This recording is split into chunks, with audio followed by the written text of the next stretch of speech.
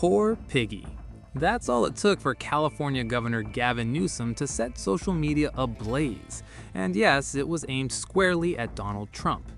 But what's behind the viral meme, and why is everyone talking about it? Let's break it down. This all comes after a landmark 6-3 Supreme Court ruling striking down Trump's sweeping global tariffs. The court decided that his use of emergency powers under the International Emergency Economic Powers Act exceeded presidential authority, potentially costing up to $175 billion in duties collected and raising household costs by over $1,700 per year. Trump, of course, didn't take it quietly. He called the ruling deeply disappointing and a disgrace, accused justices of being unpatriotic, and immediately announced a new 10% global tariff under a different statute. Enter Governor Gavin Newsom, longtime Trump critic, who's been relentless in pushing back on these tariffs. On February 21st, Newsom's office dropped a single post that went instantly viral: "Poor Piggy." Accompanying the caption was a satirical cartoon of Trump as a sad, teary-eyed pig in a suit, slumped over a newspaper with the headline, "Supreme Court Ruling, Tariffs Rejected." Coins scatter around him, the MAGA hat slips, and the Supreme Court building looms in the background. This meme wasn't just funny, it was a calculated political jab. Newsom's meme is part of a larger trend of meme warfare from his office, often blending humor with sharp policy critique. Other Democrats joined in, like Illinois Governor J.B. Pritzker, who sent a symbolic $9 billion invoice for refunds to his state's residents, adding fuel to the fire. Trump may have called the ruling a defeat, but Newsom turned it into a social media spectacle. Meanwhile, speaking at the White House after the Supreme Court ruled his global tariffs illegal, U.S. President Donald Trump said that the ruling was deeply disappointing. He attacked the justices involved in the ruling and said that he was ashamed of certain members of the court for not having the courage to do what's right for our country. Justices Gorsuch and Barrett, are you surprised in particular by their decision today? And do you regret nominating them?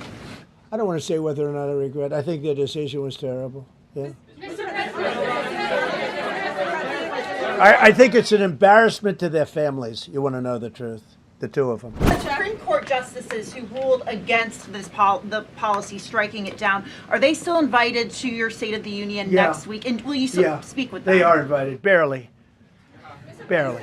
The Supreme Court's ruling on tariffs is deeply disappointing, and I'm ashamed of certain members of the court, absolutely ashamed, for not having the courage to do what's right for our country. I'd like to thank and congratulate Justices Thomas, Alito, and Kavanaugh for their strength and wisdom and love of our country, which is right now very proud of those justices. When you read the dissenting opinions, there's no way that anyone can argue against them. There's no way.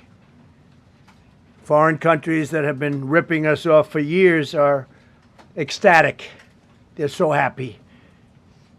And they're dancing in the streets, but they won't be dancing for long, that I can assure you. The Democrats on the court are thrilled, but they will automatically vote no. They're an automatic no, just like in Congress. They're an automatic no. They're against anything that makes America strong, healthy, and great again. They also are a, frankly, disgrace to our nation, those justices. They're an automatic no, no matter how good a case you have. It's a no. But you can't knock their loyalty. It's one thing you can do with some of our people. Others think they're being politically correct, which has happened before far too often with certain members of this court, and it's happened so often with this court. What a shame. Having to do with voting in particular, when in fact they're just being fools and lapdogs for the rhinos and the radical left Democrats, and not that this should have anything at all to do with it. They're very unpatriotic and disloyal to our Constitution. It's my opinion that the court has been swayed by foreign interests and a political movement that is far smaller than people would ever think. It's a small movement. I won by millions of votes. We won in a landslide. With all the cheating that went on, there was a lot of it, but we still won in a landslide. Too big to rig. But these people are obnoxious, ignorant, and loud. They're very loud. And I think certain justices are afraid of that. They don't want to do the right thing. They're afraid of it. This was an important case to me, more as a symbol of economic national security. And also, I would say, just for our country itself, so important. Justices Gorsuch and Barrett, are you surprised in particular by their decision today? I am. And do you regret nominating them?